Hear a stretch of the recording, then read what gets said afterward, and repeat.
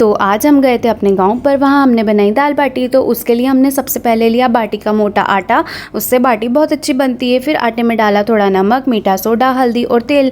तेल का मोहन देने से बाटी बहुत कुरकुरी बनती है और अंदर से सॉफ्ट रहती है और टेस्ट भी बहुत अच्छा आता है। तो तेल या घी का मोहन देना बाटी में बहुत ज़रूरी होता है। और उसके बाद हमने आटे में पानी डालकर उसे अच्छे से गूँथ लिया। और घर पर तो हम हमेशा ओवन में बाटी बनाते हैं, लेकिन आज गाँव पर हम कंडे पर बाटी बनाने वाले हैं। कंडे की बाटी में एक अलग ही स्वाद होता है और आटे को गूंदने के बाद हम उसकी गोल गोल बाटी बना लेते हैं और फिर सारी बाटी बन जाती है। और हमने पहले से ही कंडे एक तरफ जला दिए थे और साथ में एक तरफ हम सफ़ेद मक्का से बनाते हैं बाटी, जिसमें हमने डाला है नमक और दूध से इसका आटा गूंद लेते हैं, जिसे बोलते हैं पानिया। और दूसरी तरफ हम सारी बाटी को डाल देते हैं कंडे पर और उलट पुलट कर सेकने लगते हैं। सफ़ेद मक्के की बाटी, जिसको पानिया बोलते हैं, ये खागरे के पत्ते पर बनाई जाती है, लेकिन हमको खागरे के पत्ते पहले मिले नहीं, तो हमने केले के पत्ते ले लिए और सोचा इस पर हमारे दाल पानिये बन जाएंगे। फिर हमने बाटी और पानिये को रख दिया था कंडे पर सेकने।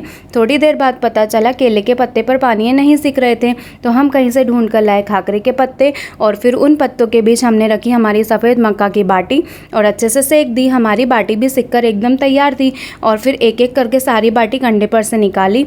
और फिर क्या, हमने निकाला घी और घी में डाली हमारी सारी बाटी। बाटी में जितना ज़्यादा घी होगा उतना ही अच्छा टेस्ट भी आएगा। दूसरी तरफ हम दाल बनाने के लिए तैयारी करने लगते हैं और दाल बनाने के लिए हमने एक कढ़ाई में लिया तेल।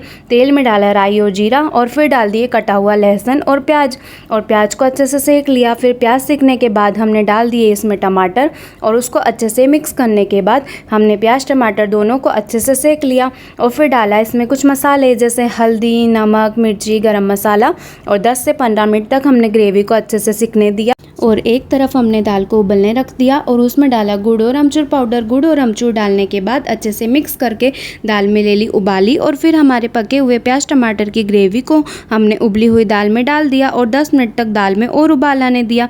अब हमारी दाल हो गई थी अच्छे से रेडी। लास्ट में हमने डाला ढेर सारा कटा हुआ हरा धनिया। धनिया डालते से ही दाल बहुत अच्छी लगने लगी और ये हमारे दाल पानी और बाटी बनकर एकदम तैयार थी।